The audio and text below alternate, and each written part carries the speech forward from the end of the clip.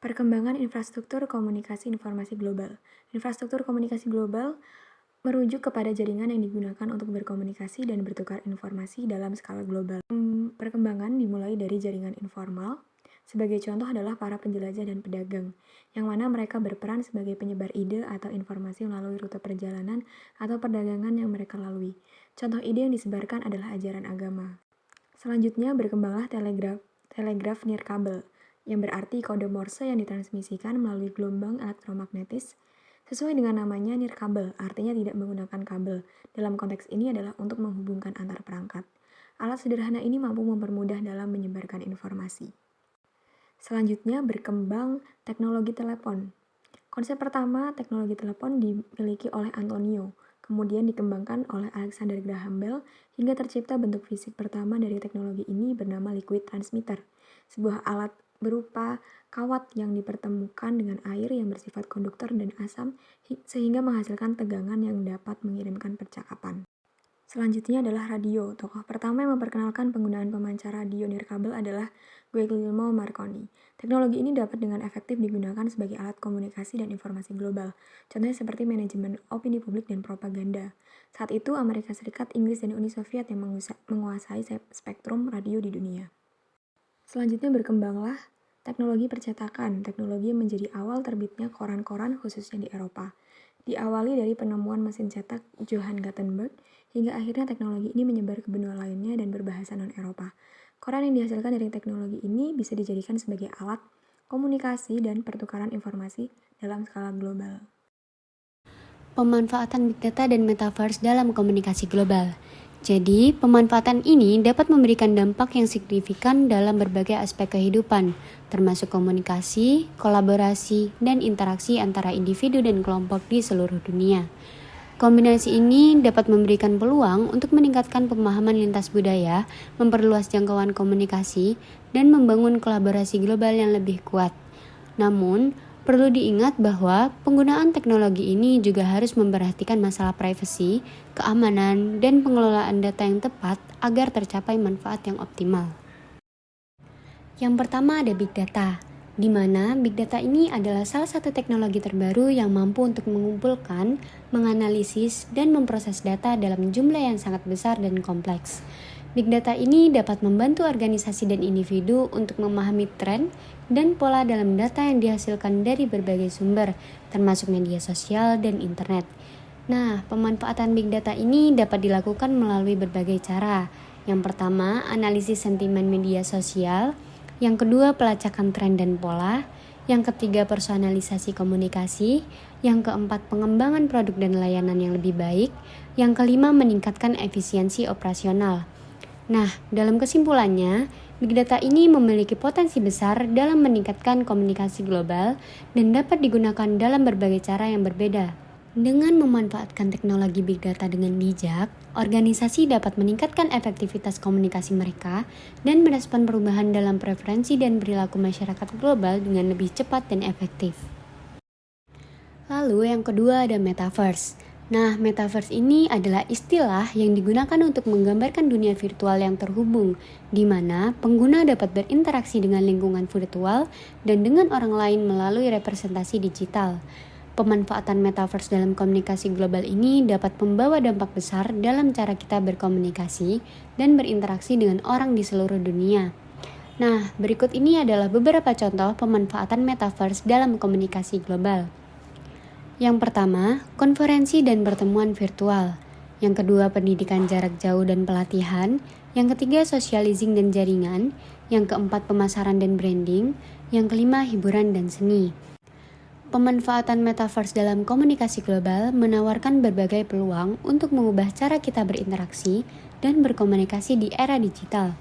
Hal ini dapat memperluas batasan fisik, mengurangi jarak dan waktu, serta menciptakan pengalaman yang lebih imersif dan terhubung antara individu dan kelompok di seluruh dunia. Media. Pengertian media itu adalah media yang menggunakan internet berbasis teknologi online, berkarakter fleksibel, berpotensi interaktif, serta dapat berfungsi secara privat atau publik. Sumbernya itu, semua orang bisa menjadi sumber berita karena semua orang bisa menulis dan membuat berita di blog atau webnya masing-masing. Contohnya itu ada media sosial, game digital, dan surat kabar digital. Nah, contohnya tadi itu kan media sosial ya. Seperti yang kita tahu, kita tuh bisa ngeposting apa aja di sosial media. Nah, jadi semua orang, kalau kita posting secara publik, semua orang bisa melihat postingan kita. Menurut McWills, ada 4 kategori utama new media. Yang pertama itu ada media komunikasi interpersonal. Contohnya itu telepon yang semakin canggih dan email. Tujuan awalnya itu buat bekerja, tapi sekarang fungsinya itu lebih pribadi. Secara umum isinya itu lebih rahasia, tapi juga mudah rusak, soalnya gampang kena virus dan sebagainya. Yang kedua ada media pencarian informasi. Kita pasti udah umum banget dengan internet. Nah itu kan kita bisa mencari berbagai macam informasi dan sumber data. Lalu ada media permainan interaktif. Ini kita juga udah gak asing. Ini ada video game, terus virtual reality. Inovasi utamanya itu terletak pada interaktivitas antara pengguna atau pemain. Yang terakhir ada media partisipatif kolektif. Nah itu tujuan utamanya itu adalah penggunaan internet untuk bertukar dan berbagi informasi.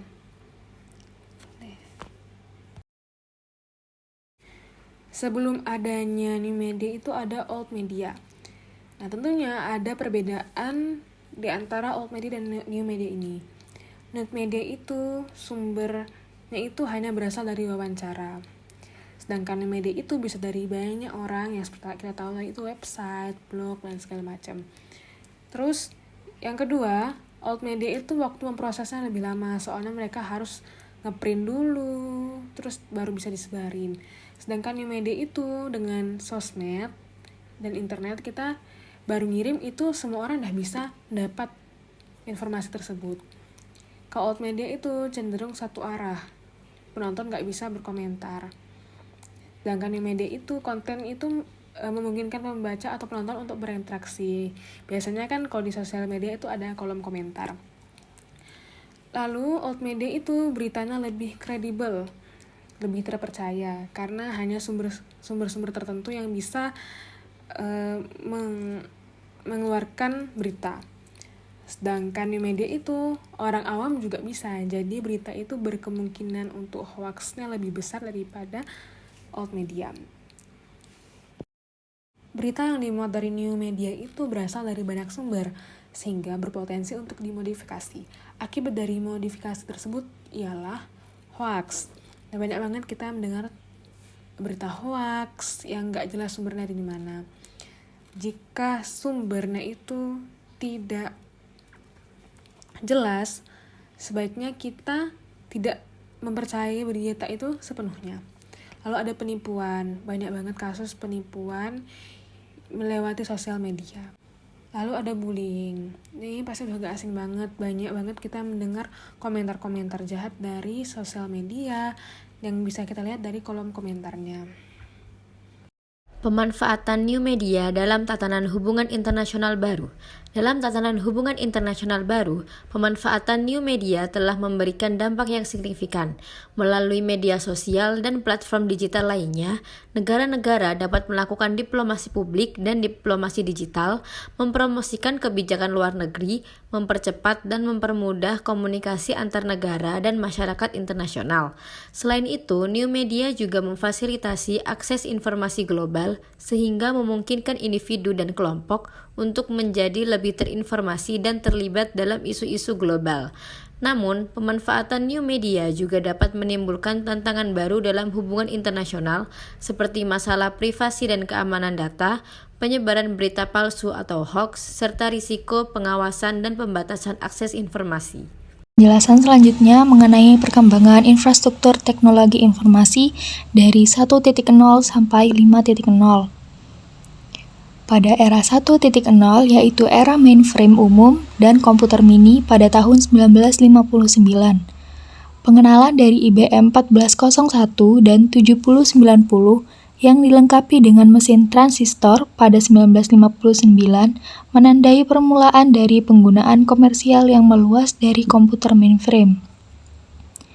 Era mainframe merupakan suatu periode komputasi yang sangat terpusat di bawah kendali dari pemrograman profesional dan operator sistem, biasanya dalam pusat dan data korporat. Dengan sebagian besar elemen dari infrastruktur disediakan oleh pemasok tunggal, pabrikan dari perangkat keras dan perangkat lunak.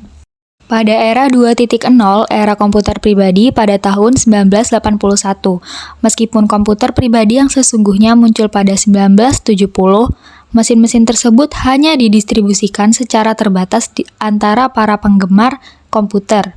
Keberadaan dari PC IBM pada 1981 mulai dianggap sebagai permulaan dari era PC, karena mesin ini adalah mesin pertama yang digunakan di perusahaan-perusahaan di AS. Pada era 3.0, era klien atau servis pada tahun 1983. Pada komputasi klien atau server, desktop maupun laptop yang disebut klien terhubung dengan sebuah komputer server prima yang menyediakan berbagai layanan dan kemampuan bagi komputer klien yang memungkinkan organisasi bisnis untuk mendistribusikan pekerjaannya melalui rangkaian mesin yang lebih kecil dan hemat biaya ketimbang menggunakan sistem mainframe yang terpusat. Pada era 4.0, era komputasi perusahaan tahun 1990. Pada awal 1990-an, banyak perusahaan beralih ke perangkat standar aplikasi dan jaringan. Hal ini memungkinkan mereka untuk mengintegrasikan jaringan dan aplikasi yang terpisah di dalam perusahaannya ke dalam infrastruktur yang terdapat dalam perusahaannya. Dengan semakin berkembangnya internet sebagai area komunikasi yang terpercaya sejak tahun 1995, organisasi bisnis mulai serius dalam menggunakan Transmission Control Protocol atau Internet Protocol untuk menghubungkan jaringan-jaringan mereka yang terpisah. Di era 5.0, era komputasi cloud dan mobile pada tahun 2000, pertumbuhan kapasitas bandwidth internet telah mendorong model konfigurasi klien server lebih maju, menuju apa yang disebut model cloud computing. Cloud computing mengacu komputasi yang menyediakan akses ke dalam sumber daya komputasi yang terintegrasi dan boleh dibagikan komputer, perangkat penyimpanan, aplikasi, dan layanan melalui sebuah jaringan yang biasanya adalah internet.